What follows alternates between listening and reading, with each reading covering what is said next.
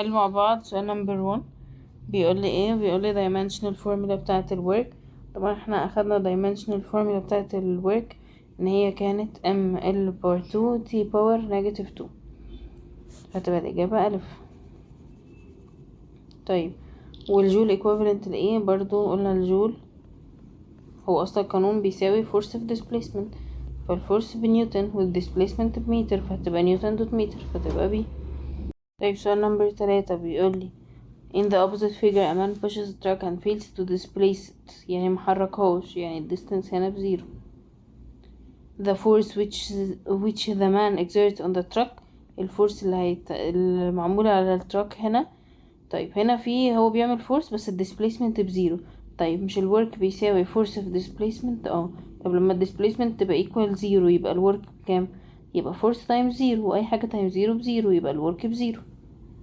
طيب طالما الورك بزيرو فهنختار هنا ان هي does no work. طيب سؤال نمبر 4 بيقولي a force of 20 Newton has acted horizontally on a cart pushing it for a horizontal distance كذا. يبقى معايا الفورس ومعايا الديستانس. so the work done by the force، عايز الورك بيساوي force of displacement. الفورس عندي ب20، الديسبليسمنت ب3.5، نعمل لهم تايمز بعض يطلعوا 70 جول، ده الإجابة سي. طيب the work done by force due to using brakes، قلنا البريكس والفريكشن فورس بيكون الفورس كده بس الديسبليسمنت بتبقى كده، بيكونوا في الopposite direction، فبيكون الورك نيجاتيف. طيب سؤال نمبر 6 بيقولي لما الانجل ما بين الكونستانت فورس that acts on the body and the displacement caused by this force equals zero، يعني لما احنا قلنا بتبقى كوساين انجل. طيب الانجل دي زيرو، كوساين الزيرو، كوساين الزيرو بكام؟ ب1. يعني كوساين ايه؟ كوساين شفت كوساين يعني كوساين الثيتا ب1، مش هي هنا دي كوساين زيرو، كوساين زيرو ب1، وال1 دي يعني ماكسيمم، ساعتها هنا الورك بيبقى ايه؟ الورك ماكسيمم. طيب so the work done on the body will be maximum positive value، لان احنا لما بتبقى الانجل زيرو كوساين زيرو، فعندنا كوساين زيرو ب1، فساعتها الورك بيبقى ماكسيمم. طيب سؤال نمبر 7 بيقولي when a constant force F acts on a brick and the brick moves displacement D. بيقولي so the work done by force F has its maximum value in figure. طيب عايزين اعلى maximum value، عايزين maximum بس في نفس الوقت ايه؟ negative value. طيب عشان نعمل يعني هنا مثلا الفورس كده والديسبليسمنت هنا، هل ده في هنا نيجاتيف اصلا؟ لا. طيب الماكسيمم نيجاتيف هتبقى عبارة عن ايه؟ هتبقى عبارة عن ان في اتنين اوبوزيت لبعض، في فورس بتزق كده وفورس بتزق كده، والاتنين فورس اوبوزيت لبعض فيتماينسوا مع بعض. فبصوا كده الإجابة سي، ادي فورس رايحة هنا وادي فورس رايحة هنا، فتبقى الإجابة سي.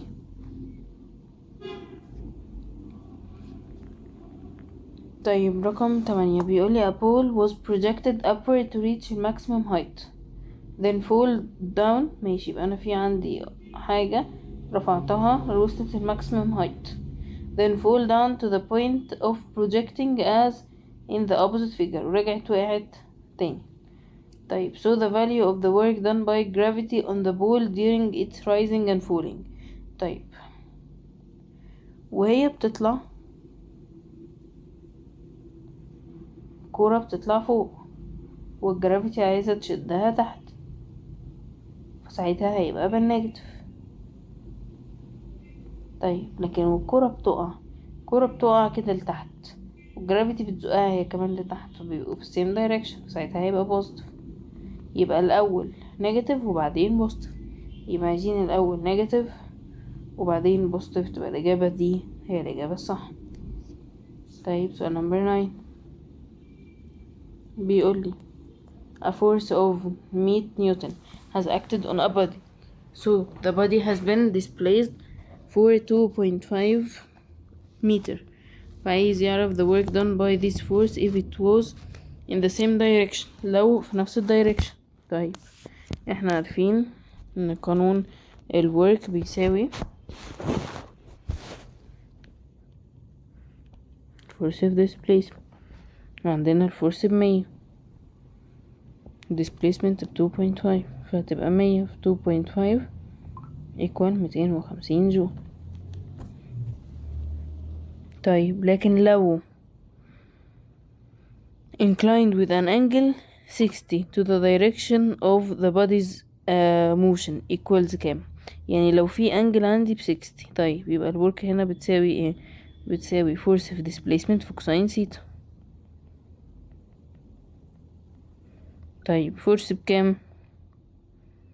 100 والديسبليسمنت 2.5 وكوساين هي والثيتا ب60، حطها كالكليتر تطلع 125.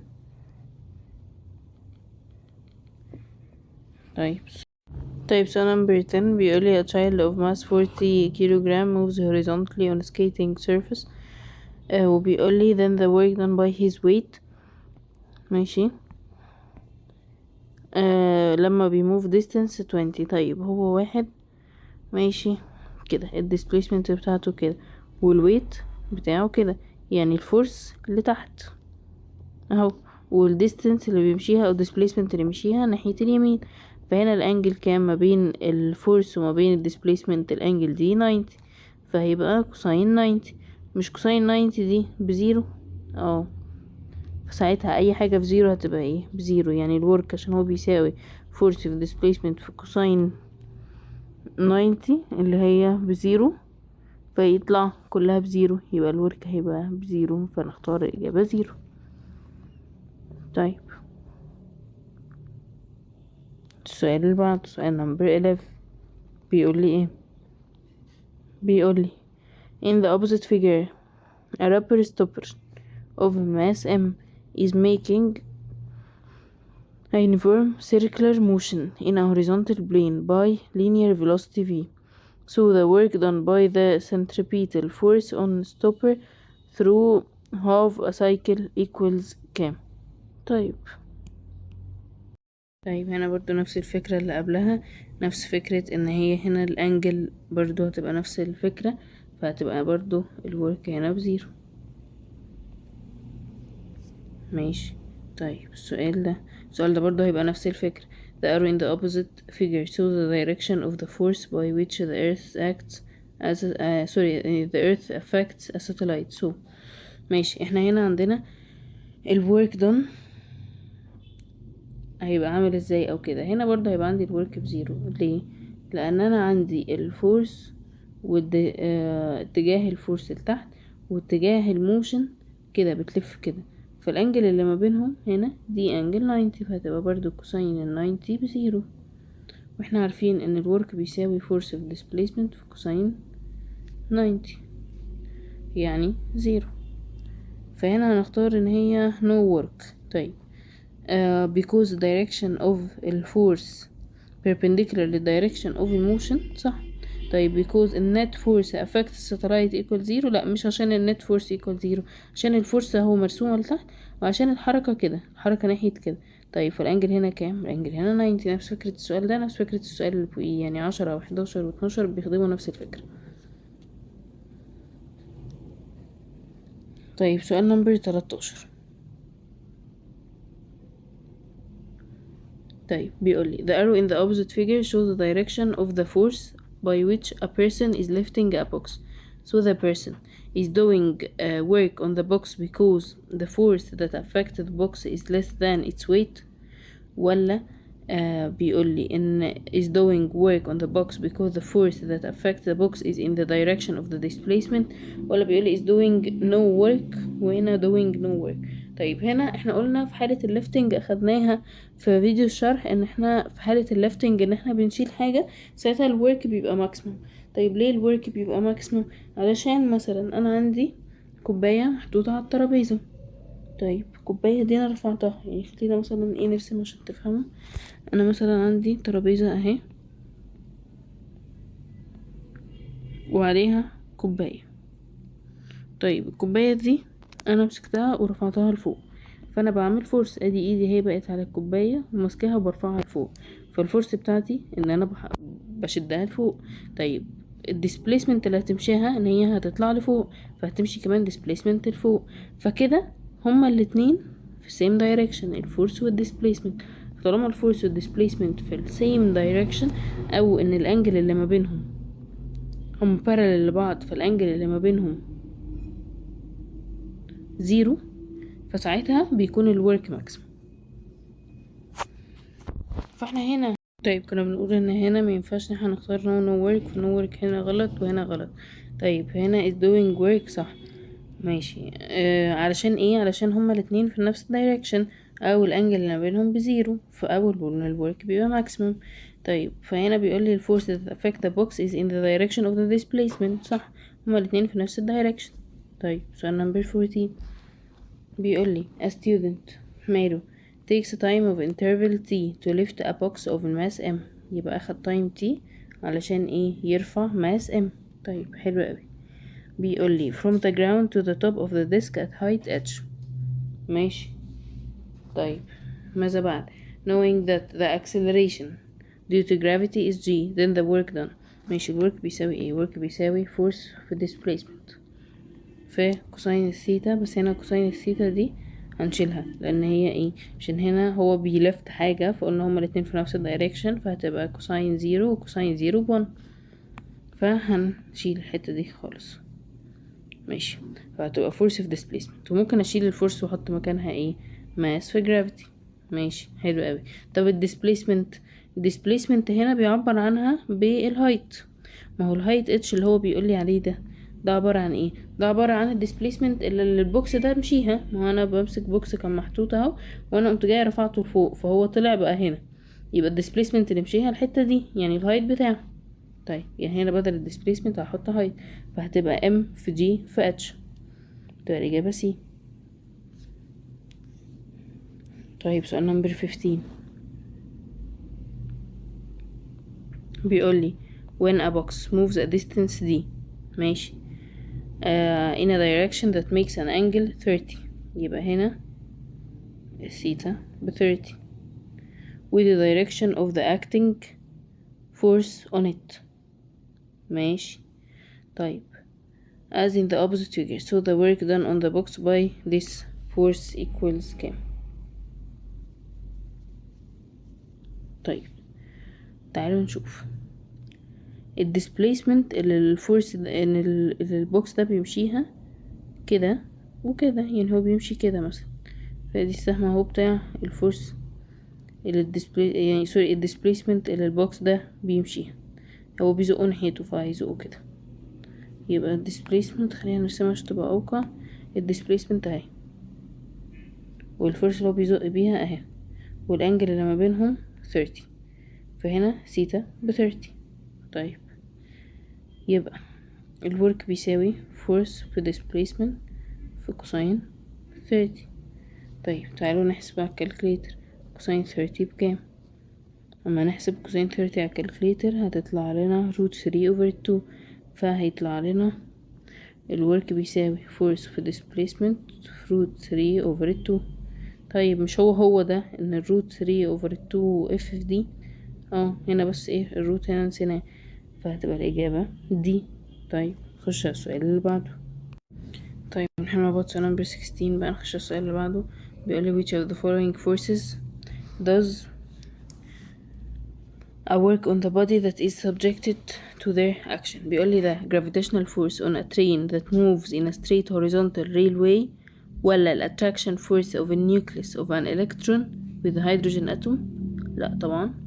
طيب بيقولي the force by which a child pushes a huge fixed tree، برضو لأ. أمال بيقولي هنا the frictional force between the tires of the car and the road when using the brakes، صح، تبقى الإجابة دي. طيب بيقولي which of the following forces does no work in all cases action on the body. ماشي، امتى على طول بيبقى الفورس بزيرو؟ centripetal force طبعا، ساعتها الورك هيبقى ايه في all cases بزيرو. طيب سؤال number 18 بيقولي the opposite graph represents the variation of the work on a body versus the displacement، يعني work و displacement due to the action of constant net force that is parallel to the direction of displacement. فعايز magnitude of the net force that acts on the body equals كام. ماشي، انا عارفة ان الwork بيساوي force في displacement. حلو اوي. طيب ده work على displacement، يعني ده احنا لما نجيب نحط الواي على الاكس، فالواي بيساوي الwork والاكس بتساوي الديسبليسمنت. فهنا من هنا work على displacement بيساوي ايه؟ بيساوي force. فالجراف ده السلوب بتاعه ايه؟ السلوب بتاعه force، علشان جبنا ايه؟ y على x w على d طلعت بتساوي force. طيب تعالوا نحسب نشوف. هناخد هنا لما الورك ب30 distance تبقى ب6. ماشي، فهنعمل ايه؟ نحط الورك ب30 والديستنس ب6، فهنحط 30 over 6 يطلع تقريبا ب5. ايوه يطلع ب5. ماشي، تبقى 5 نيوتن، فتبقى الإجابة سي. طيب يعني عشان نحل الجراف في حتتين كده، بنجيب سلوب الفيزيكس زي ما احنا جبنا، اللي هو بيبقى y على x، زي هنا كان w على d كان equal الفورس، وبنقول ان هو equal سلوب الماس اللي هو بيساوي دلتا y على دلتا x، اللي هي يعني y2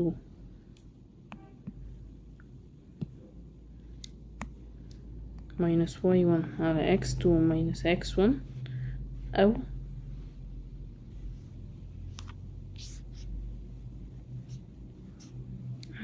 ارجع تاني ولا اي حاجة، او تان سيتا، وبيكونوا equal بعض. طيب فاحنا هنا جبنا من هنا السلوب طلع ب5، ومن هنا جبنا السلوب طلع بفورس، قلنا ان الفورس equal 5 نيوتن. طيب طبقها في الجراف اللي جاي. الجراف اللي جاي بيقول لي ايه؟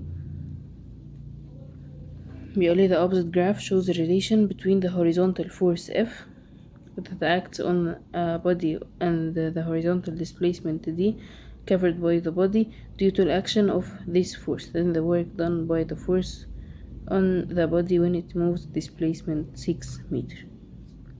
طيب نكتب القانون. force الورك بتساوي force في displacement. طيب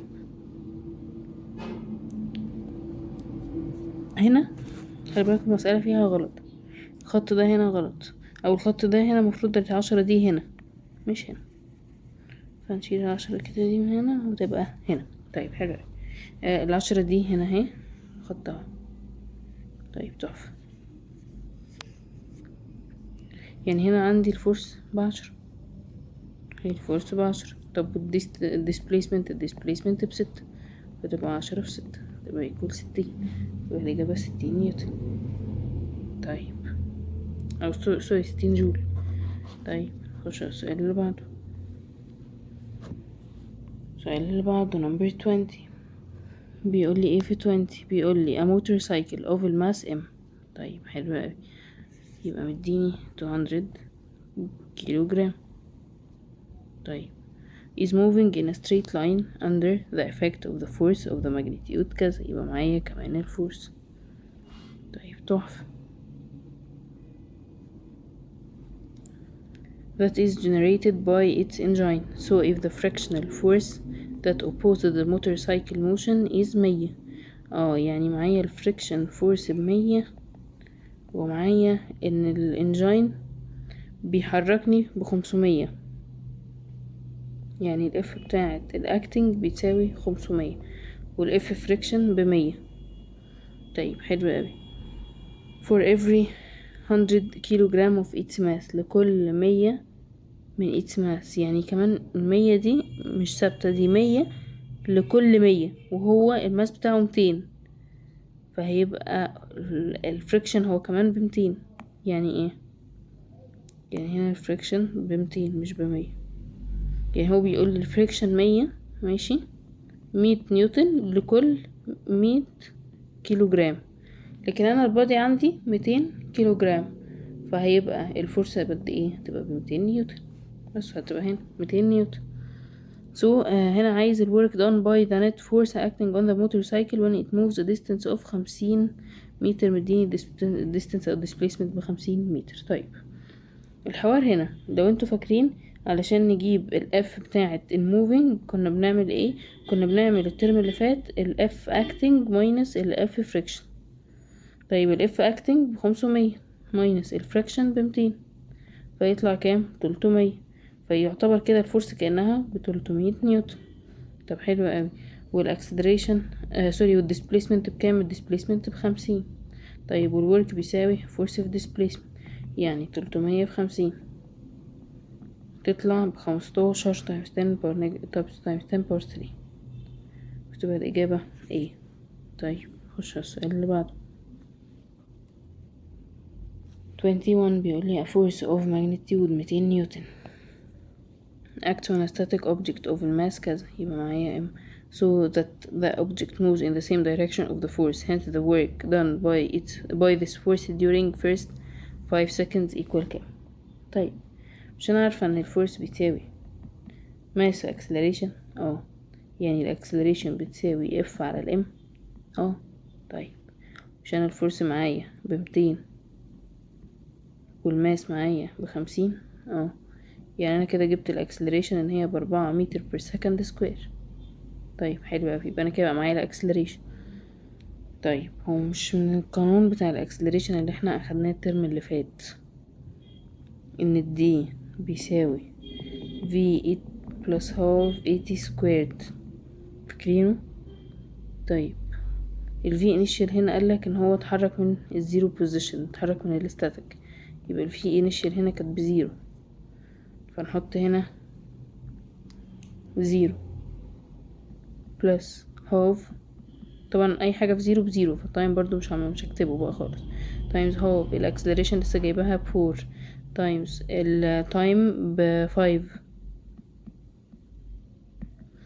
ايكوال كام؟ تايم اهو ب5 ايكوال كام؟ فطلع لنا هنا الديسبليسمنت ايكوال 50 متر، فانا بقى معايا الديسبليسمنت، يبقى انا كده بقى الديسبليسمنت بكام؟ ب50 متر، ومعايا الفورس ب200 اهو، يبقى بقى معايا فورس في displacement اعرف اجيب الورك. الفورس ب200 والديسبليسمنت في 50، فتبقى 200 في 50 ب10 كي، فتبقى 10 كي جول. طيب عامة السؤالين دول مش سهلين، فممكن نعلم عليهم عشان ايه نبقى نرجع لهم تاني. سؤال 20 وسؤال 21 يعتبر الجرافات يعتبر كويسة، وممكن حتة السنتريبيتال فورس، بس يعتبر الباقي كله احنا كان سهل. طيب نكمل. بيقولي if the force acting on a body is doubled، يبقى الفورس doubled. nevertheless the body moves the same displacement، فالwork هيحصل له ايه؟ مش الwork بيساوي force في displacement؟ طيب يبقى الwork بتساوي، يبقى الفورس في الاول كانت 1 والديسبليسمنت كانت 1، ف1 times 1 equal 1. طيب هنا الفورس بقت دبل، فالفورس بقت ب2 والديسبليسمنت لسه هي ب1، فالورك هيساوي برضو فورس في ديسبليسمنت. الفورس بقت ب2 والديسبليسمنت ب1، فهيبقى 2 times 1 ب2. يبقى الفورس هنا لما زادت الدبل الورك حصل له ايه؟ زاد هو كمان الدبل، فنقول is double.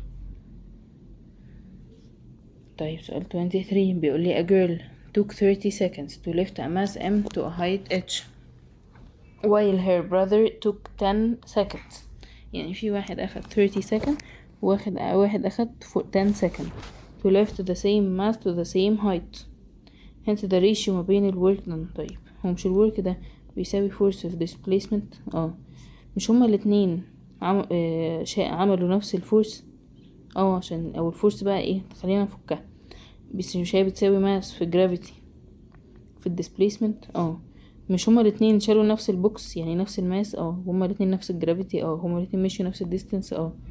فالورك بتاعة البوي بتساوي الورك بتاعة الجيرل، لان هما الاتنين مشيوا نفس المسافة وهما الاتنين شالوا نفس الوزن ونفس الجرافيتي، فطبيعي يبقى الريشيو الورك ما بينهم هما الاتنين 1 to 1.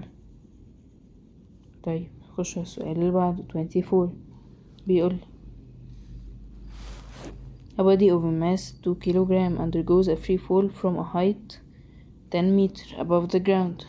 When the body reaches the ground, the work done by the force of Earth's gravity on it equals كام؟ طيب work بيساوي force في displacement وفورس فكها mass في gravity في displacement. الماس ب 2 gravity ب 10 displacement ب 5 فهنعمل 2 times 10 times 5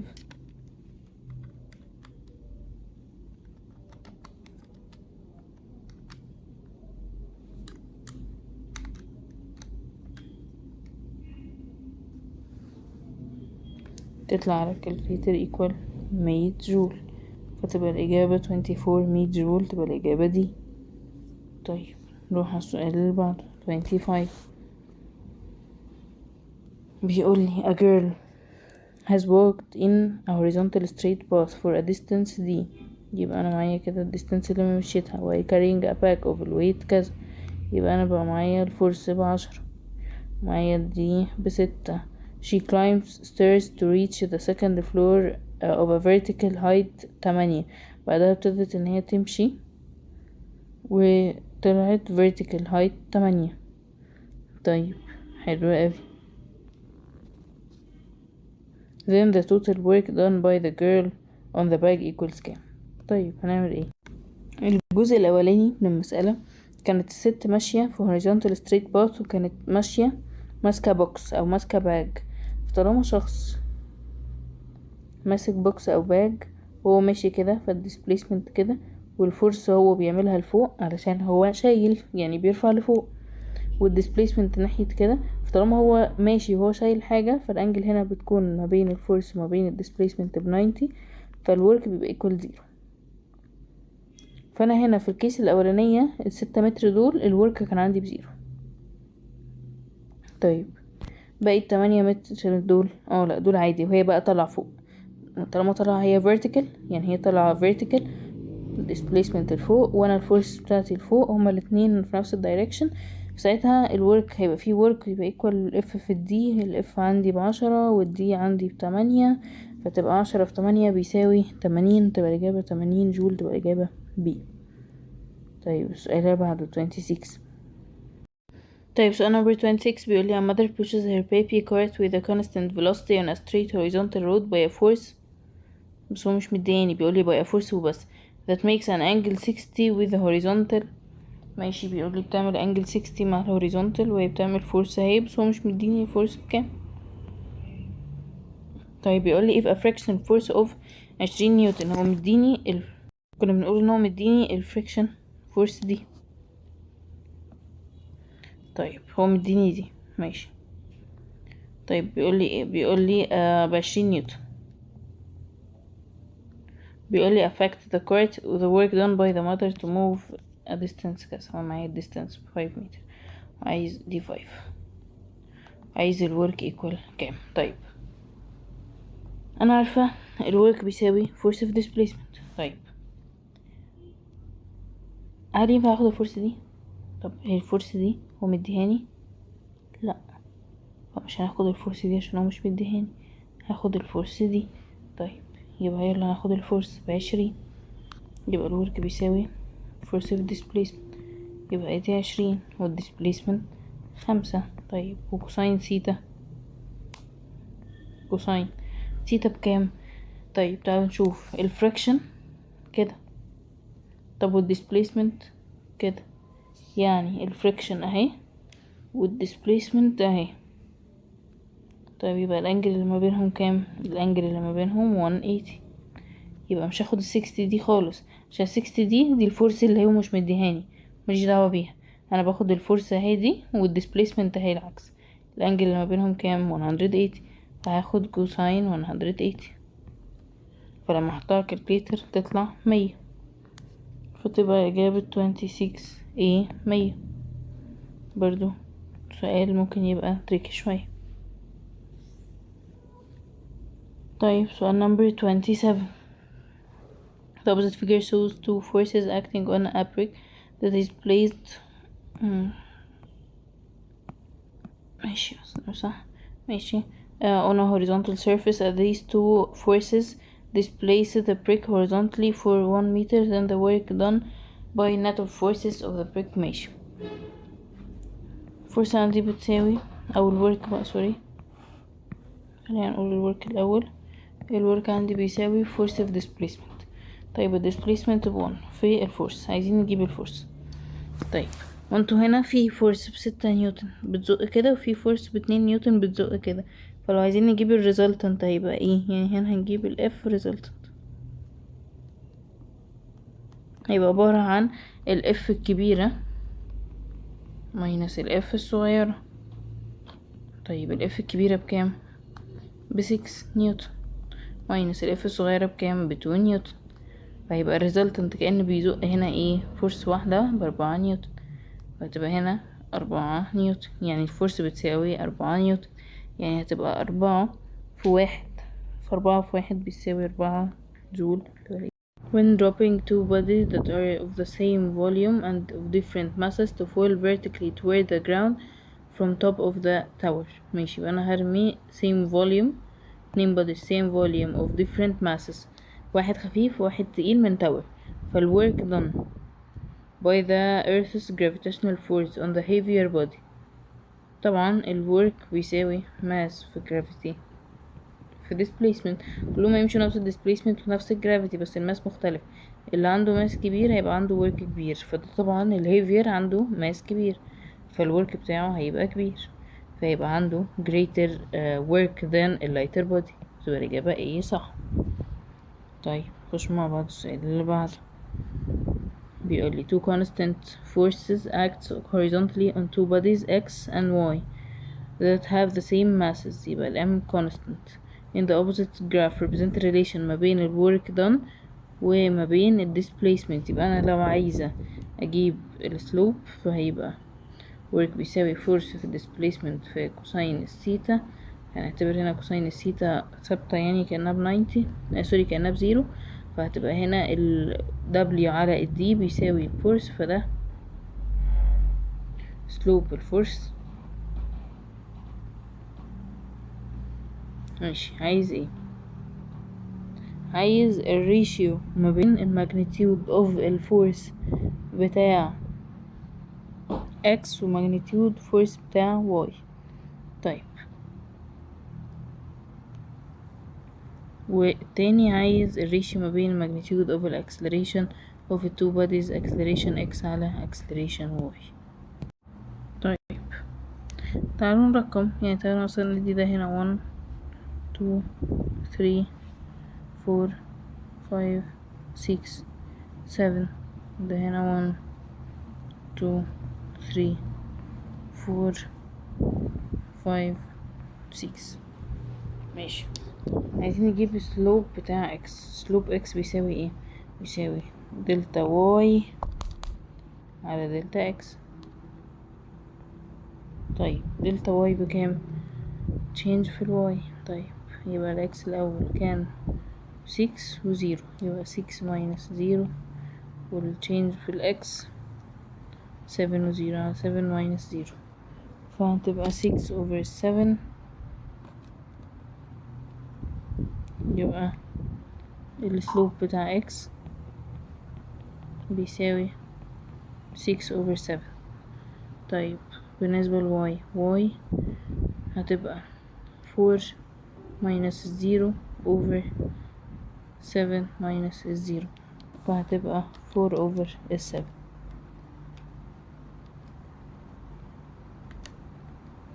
طيب يبقى force x بتساوي 6 over 7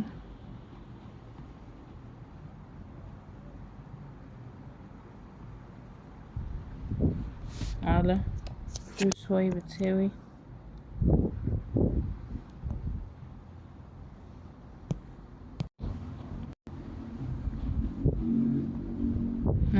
force الواي 4 over 7 فنعمل 6 over 7 divided 4 over 7. طيب يطلع لنا 3 over 2 فتبقى الإجابة B. طيب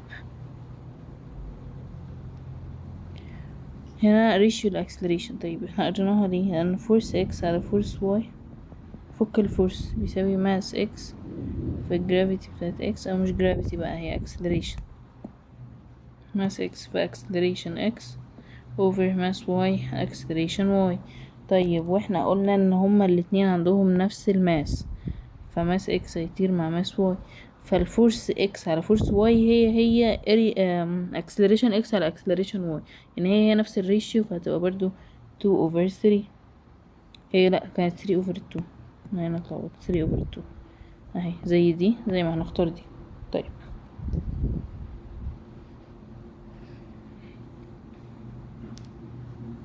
السؤال اللي بعده the opposite figure represent a graph variation of the work versus the angle between the acting force on the body and the motion of the direction body due to action of this force if the force which causes the motion equals كذا. يبقى مديني الفورس عندي بكام؟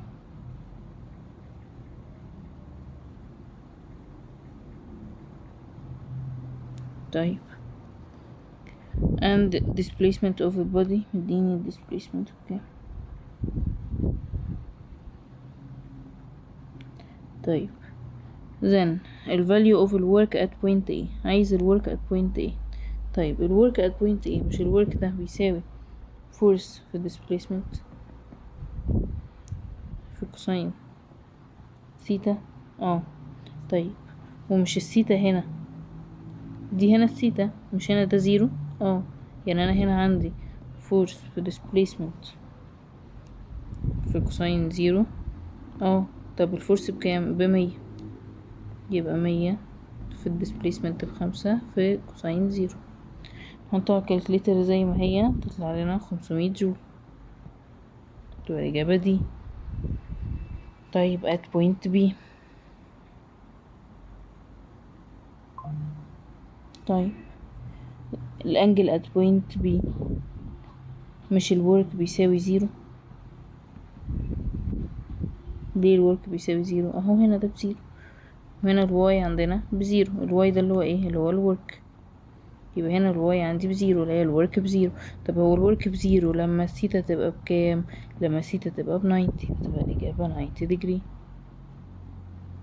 طيب at point D عايز يعرف ايه at point D؟ بيقول لي the value of the angle theta at point D. ماشي at point D اهي، اللي هي الحتة دي، عايز يعرف هنا الانجل بكام. ماشي C. ماشي هنا C دي في النص ما بين A وما بين D، يعني هي نص الورك ماكسيمم، يعني دي نص الورك ماكسيمم. طيب مش الورك ماكسيمم انا لسه جايباه هنا كان ب500، وسي ده عند نصها، يعني احنا هنا لو شلنا هنا دي كده، احنا لسه جايبين ان الورك ات ايه، كنا جايبينها في اول سؤال ب500، يبقى لو هنا ده ب500 ده هنا بزيرو، واحنا سي ده هنا في النص بالظبط، فطالما سي هنا في النص بالظبط هتبقى سي عند 250. طب حلو اوي، يبقى انا سي عندها الورك بيساوي 250. الورك عبارة عن ايه؟ عبارة عن فورس في displacement في كوساين ثيتا. طيب الفورس ب100 والديسبليسمنت ب5 والكوساين ثيتا انا معرفش الثيتا بكام، بتساوي 250. شفت سولف على الكالكليتر تطلع ثيتا 60 degree، فنختار 60 degree. طيب نخش على السؤال اللي بعده، اخر سؤالين في الام سي كيو. بيقول 31 in the opposite figure a body slides down in a smooth frictionless incline from point A to point B. ماشي run from point B to point C بيمشي كده، بعدها climb a vertical ladder from C to A repeating the whole thing again so the work done by the weight of the body will be. ماشي. دلوقتي وهو ماشي من A ل B الحتة دي 5 متر. طيب ومن B ل C الحتة دي 4 متر. طيب ومن C ل A الحتة دي 3 متر. طيب احنا قلنا هنا نزل كده، مشي كده، طلع كده، وقلنا ده 3 ده 5 ده 4. طيب الورك بتاع طلوع هيبقى طبعا ايكوال الورك بتاع النزول، لانه طلع 3 ونزل 3. طيب فهيبقى الجزء ده AB هيبقى ايكوال الورك بتاع CA، فهيبقى AB و CA عندهم ايكوال، فتبقى الإجابة C. طيب السؤال اللي وراه two similar trucks A and B have been accelerated regularly from rest in a straight line to travel a definite distance through the same time interval if truck A is fully loaded while truck B is unloaded. يعني truck A دي تقيلة loaded متحملة، لكن دي فاضية. ماشي. with neglecting the difference in friction for the trucks with the roads, which of the following physical quantities has equal values for both trucks. طيب هما الاتنين has been accelerated regularly from a rest in a straight line to travel a definite distance through a definite time. يبقى هما مشيوا نفس الديستنس في نفس الوقت، نفس الديستنس في نفس الوقت، يعني هما الاتنين عندهم A physical quantity equal values في الاتنين acceleration. طب هما مشيوا نفس الديستنس في نفس الوقت، فيبقى الاكسلريشن of motion of the truck فيهم واحدة، مش المومنتوم مش الورك ومش الاكتنج نت فورس. طيب لان هما كمان ايه accelerated regularly. ماشي. طيب خش على الاسئلة الريتن. طيب سؤال number 1 بيقولي explain following sentence ليه ال work is a scalar quantity. ماشي. ليه ال work is a scalar quantity؟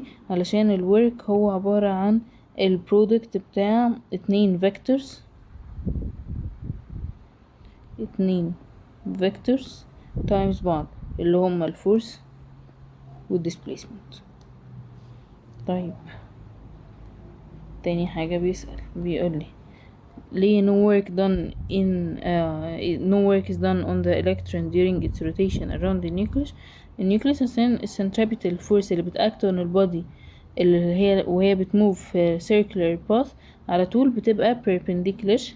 يبقى هنا نكتب عشان السنتريبيوتال فورس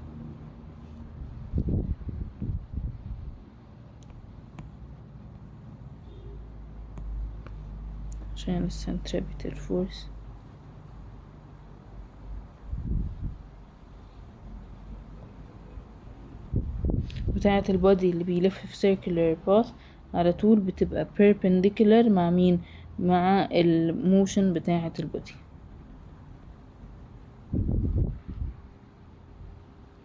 فطالما هما perpendicular مع بعض فبتبقى كوساين 90 وكوساين 90 بكام؟ ب0. طيب no work is done on a satellite during its rotation around the earth. برضه هتبقى ايه لنفس السبب. طيب هنا ده الشرح بتاع الحتة اللي تحتيها. ماشي. الحتة اللي تحتيها بيقولي ايه؟ بيقولي when a body moves with a constant velocity the work done on it by the net force equals 0. طيب لما البودي بيموف with a constant velocity يعني 0 acceleration، فما بيبقاش فيه اي تسارع او تباطؤ، فالفورس عندي النت فورس عندي بتبقى equal 0. فطالما مفيش فورس يبقى الورك هو كمان ب0. طيب حلو اوي. بيقولي mention an example on which the work done is equal to 0. مثلا مديني هنا ان الساتلايت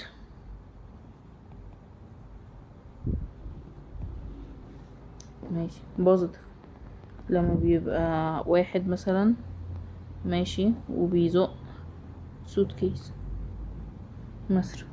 تمام. طيب النيجاتيف، نيجاتيف لما مثلا fraction أو breaks. طيب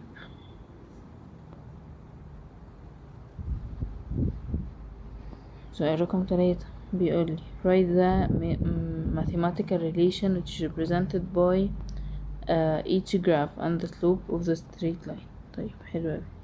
بيقولي ايه؟ بيقولي عندنا هنا 2 جرافس. طيب تعالوا نشوف اول جراف مع بعض.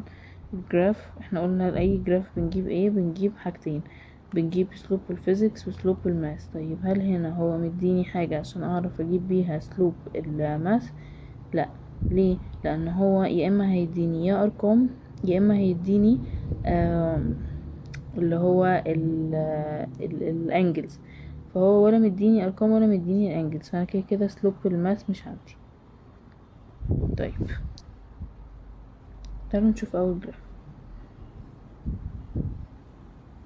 اول جراف work وفورس، فانا عارفه ان الورك بيساوي اف في دي في كوساين ثيتا، فwork على فورس واي على اكس، يبقى work على فورس بتساوي دي في كوساين ثيتا، يبقى السلوب الاولاني دي في كوساين ثيتا.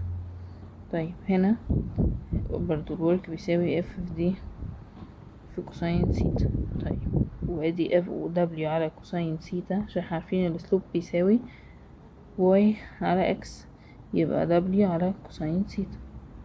طيب يبقى دبليو على كوساين ثيتا بيساوي اف في دي، يبقى هنا السلوب بيساوي اف في دي.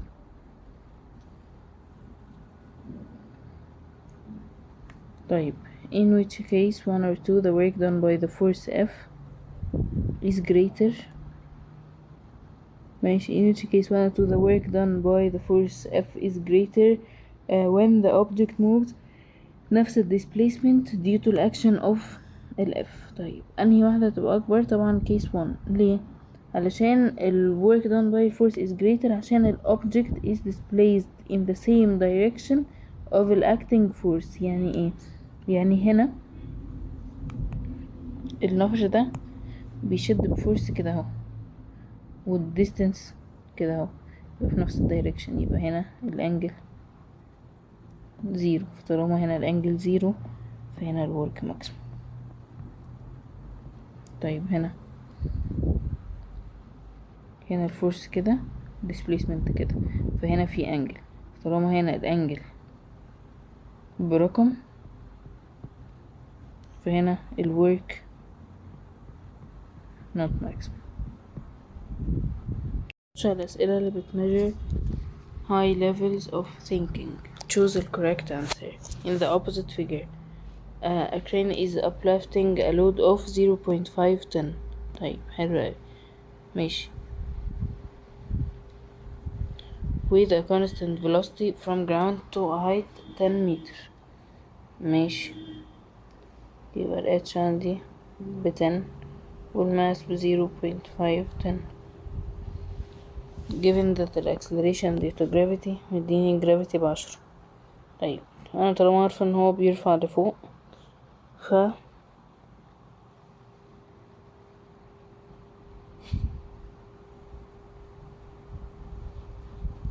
بيرفع لفوق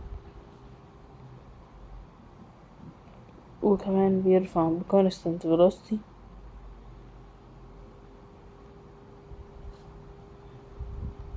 طيب طالما هو بيرفع لفوق وب constant velocity فانا كده عندي ان ال F tension بيساوي، او خلينا نقول الاول، خلي دي ايه سنة، طالما هو بيرفع، طالما constant velocity فاحنا هنا هيبقى عندنا النت فورس equal 0 زي ما احنا كنا قايلين فوق. طيب عايز ايه؟ عايز ال work by the tension force in the rope. طيب الفورس الwork بيساوي force في displacement، يعني mass في gravity في displacement. طيب الماس بكام؟ ب0.5 times 10⁻³ عشان طن، والجرافيتي ب10 والديسبليسمنت ب10، فمع بعض هيبقوا 50 كيلو جي، تبقى الإجابة دي. طيب هنا ده اللي هي ايه التنشن بتاعة الفورس. طيب هنا الwork by force of the gravity برضو هيبقى نفس الكلام، ماس في gravity في الديسبليسمنت، هتبقى هي برضو 50 كيلو جول، بس الفكرة كلها ان هي هتكون بالنيجاتيف عشان دي بتاعة الجرافيتي، يعني هتبقى F gravity، فهتبقى نيجاتيف 50 كيلو جول. طيب هنا عايز النت فورس، لو باي النت فورس فالنت فورس عندي ايه بزيرو، فهيبقى برضو هيبقى هنا الفورس في الديسبليسمنت والفورس عندي بزيرو، تبقى زيرو في الديسبليسمنت equal زيرو، تبقى الإجابة ايه. طيب سؤال نمبر 2 بيقول لي in the opposite figure a man of mass 70 كيلوغرام is climbing upstairs of a length 5 متر، يبقى الديستانس عندي نمسح دي بس بسرعة. يبقى دلوقتي انا كده عندي distance ب5 متر، عندي الماس ب70 كيلوغرام. طيب هو طالع كده ودي displacement اهي، يبقى هي دي هنا عايزة الانجل. طب دي كلها 90، في منها جزء 60، يبقى الجزء ده بكام ب30. ماشي، يبقى انا عايزة الورك بيساوي force في displacement يعني ماس في gravity في كوساين سيتا في الديستانس. طيب الماس بكام؟ الماس ب70 تايمز الجرافيتي ب10 تايمز الديستانس عندي بكام؟ الديستانس عندي ب5 اهي، في كوساين ثيتا هتبقى كوساين 30، على الكالكليتر تطلع 30.3 تايمز 10⁻²، تبقى الإجابة C. طيب السؤال اللي بعده بيقولي a crate of mass 10 كيلوغرام moves with a constant velocity on a fractionless plane، يبقى أنا عندي fractionless plane وعليها crate الماس بتاعها 10 كيلوغرام that is inclined at an angle 30 to the horizontal، يبقى هنا inclined بانجل 30 to the horizontal under the effect of the force F. ماشي، this is directed parallel to the incline، so if the crate moves for a displacement 20، يعني لو الكريت دي اتحركت displacement 20 meter up crane so the work done on the crate by this force equal A، لو الديستانس اتحركت لفوق 20 متر فا ايه اللي هيحصل في الورك؟ طيب الورك بيساوي فورس في الديسبليسمنت في كوساين الثيتا. طيب البودي ده يبقى ليه اكيد ويت لتحت. طيب حلو قوي. طيب الويت عندي هتتفك لكام حاجة؟ هتتفك ل1 2 3. تمام عشان تطلع لي الويت دي. طيب بالنسبة لدي هتتفك هنا ويت هتبقى ايه؟ هتبقى ساين 30 ماثيماتيكلي دي، وهنا برضو هتبقى زي دي ويت ساين 30. طيب هنا تبقى ويت اللي هو هنا ده يبقى ويت كوساين 30 مش ساين. طيب حلوة قوي. ليه؟ لان دي 60 ودي 30. طيب حلو قوي، احنا كده جبنا دي ودي. ماشي، يبقى احنا هنا كده الفورس عندنا اللي بتشد الناحية دي بتساوي ويت ساين 30. ماشي، والديسبليسمنت ب20. طيب حلو قوي، تعالوا نبدأ نحل. هنا هنحل الفورس هتتفك الماس في جرافيتي في ديستانس في الانجل. طيب الماس ب10 الجرافيتي ب10 تايمز 10 والديسبليسمنت ب20. طيب الانجل قلنا ايه؟ ساين 30. بس بحطها على الكالكليتر تطلع 1000 جول، تبقى الإجابة سي.